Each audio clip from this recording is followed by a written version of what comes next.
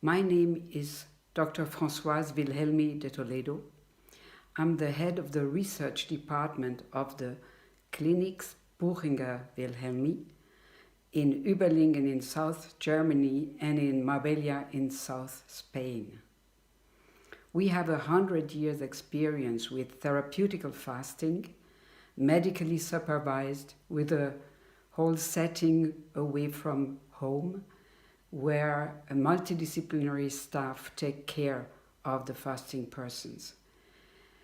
Of course, many people ask us, is fasting good in times of coronavirus?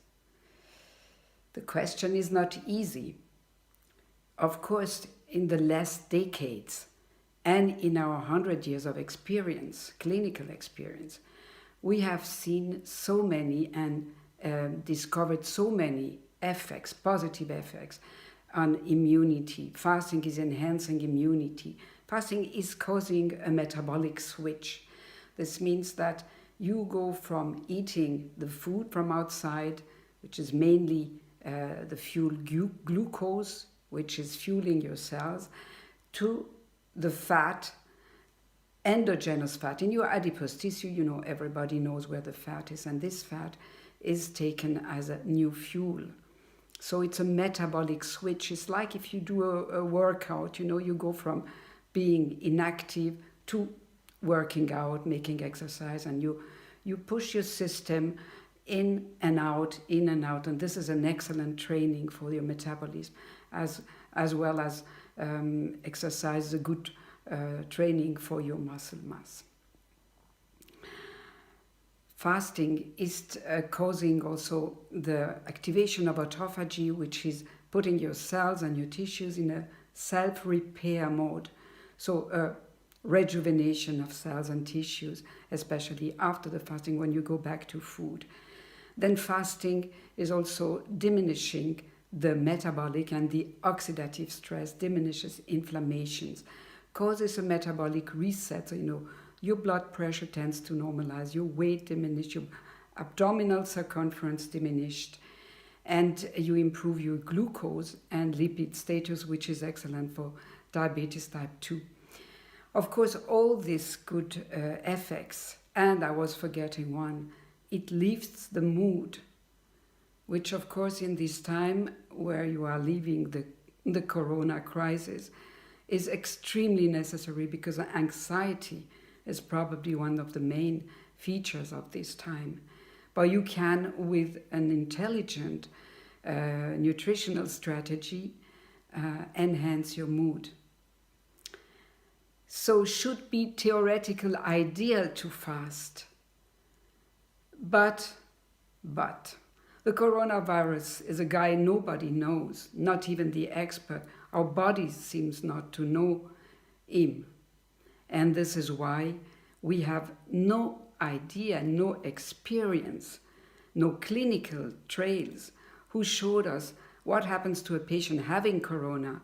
Does he or she develop less the symptoms or less serious symptoms? Or could you eventually, even with fasting or a nutritional strategy, avoid to be contaminated? Those questions, this is impossible to answer them. This is why I would like to go with you around the fasting and see if there is a method, a fasting regimen, a nutritional strategy, which can give you some of the positive effects I mentioned before, which would be extremely necessary in the time where you are confined at home or doing home office or having to deal with your family, the people you live with, and being able actually to make out of this time an unforgettable experience, even if not easy. So we have two types of fasting. Buchinger Wilhelmi clinics offer what we call long-term fasting. This is a fasting regimen going from 5, 10, 15, sometimes more days, with a very, very special care, with a medical selection when you come. This means that a medical doctor is going to look at your age, your health status, your nutritional status, and say if you can fast or not. You cannot have this at home now when you are under this home arrest, if you want. And at the same time, you are taken care of, you are in nature, you have a lot of exercise, you have a community, but you have also the possibility to be lonely, alone, not lonely, but maybe to have your solitude, the moments you are for yourself, you can meditate, you can reflect about your life. All that is part of a fasting. And the most important aspect maybe for today, in these times, difficult times, is the reset of your metabolism, a reset of the whole rhythms in your body that a fasting can bring. And maybe since the challenge of long-term fasting, longer than today's, is maybe not appropriate for today, or at least we cannot recommend it because it would not be serious. You could try another form of fasting, which is called intermittent fasting. And in this intermittent fasting, you have several types, and the one I would favor now is the time-restricted eating.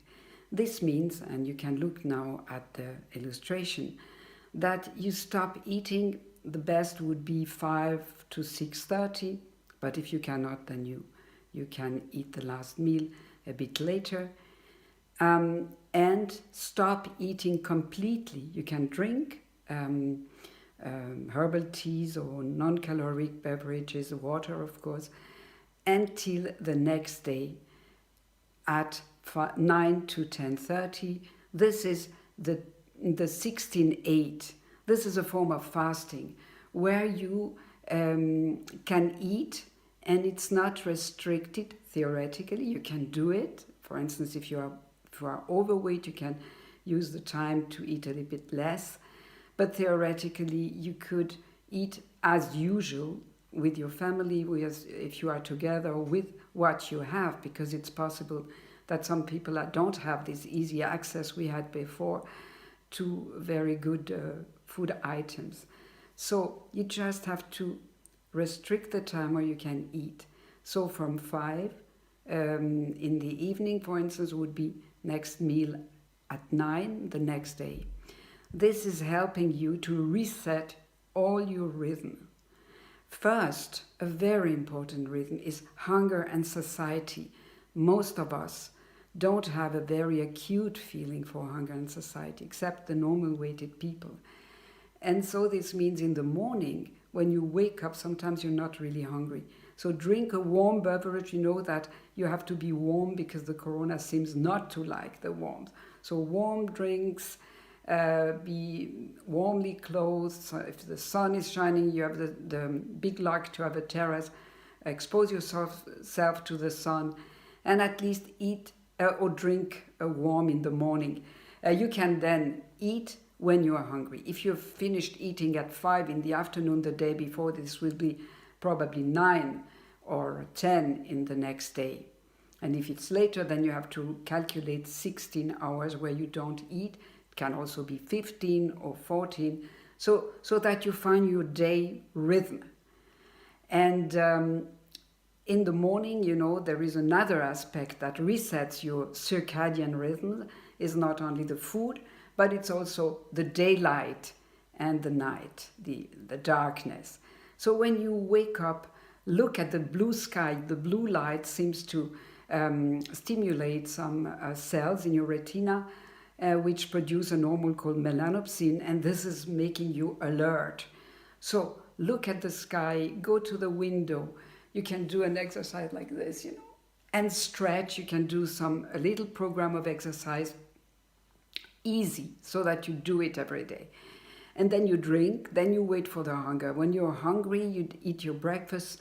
In the morning, it's good if you want to eat fruits or more cereals or things that are more sweet or more carbohydrate rich. I wouldn't recommend to eat sweets during that time. They're too addictive. Like I wouldn't recommend you to drink alcohol, especially not in big quantity, so that you don't compensate for the frustration of not being able to be free with drinking or with eating sweets, because this could really make your mood very bad.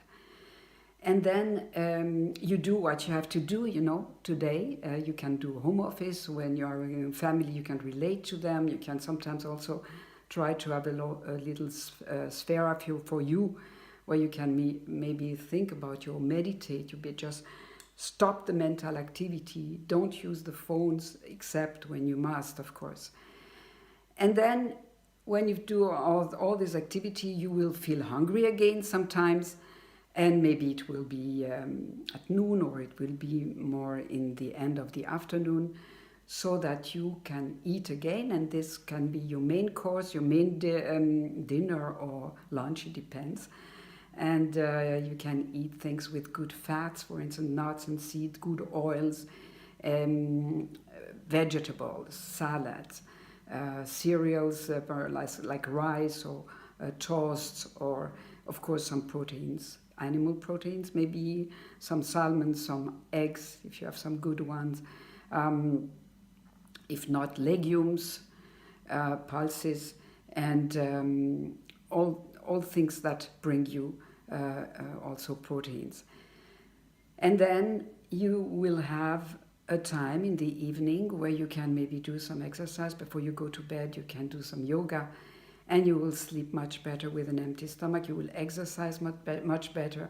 And if before going to bed you say, oh, it would be nice to have something to eat now, then you can say, okay, just wait until tomorrow. And so you look forward for the next day. I look forward for my breakfast. I look forward for the next day. This is doing something with your mood. You'll sleep better. You will maybe dream better. And you will cope better with anxiety. And in the next morning, you find it, you do your rhythm again. And of course, if you are a family, you have to see how this is possible.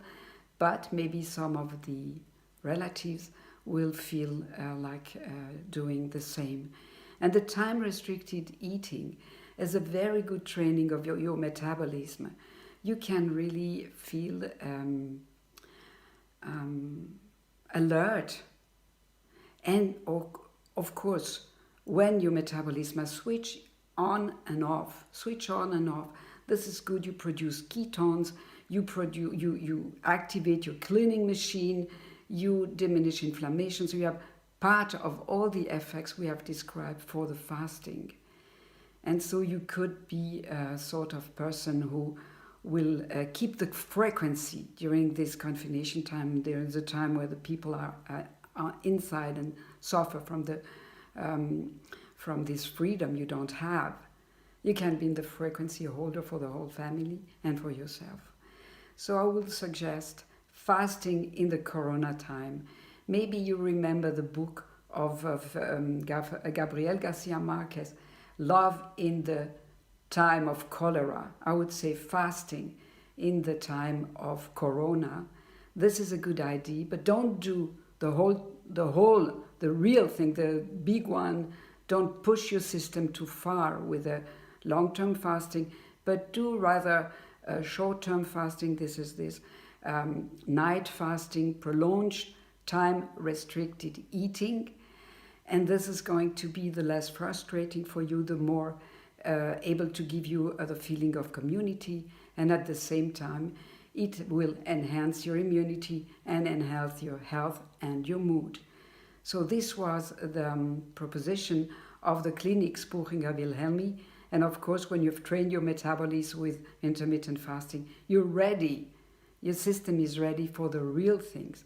This means a long-term fasting, 5 days, 10 days, 15 days, away from home, in nature, in a beautiful surrounding where you can be taken care of.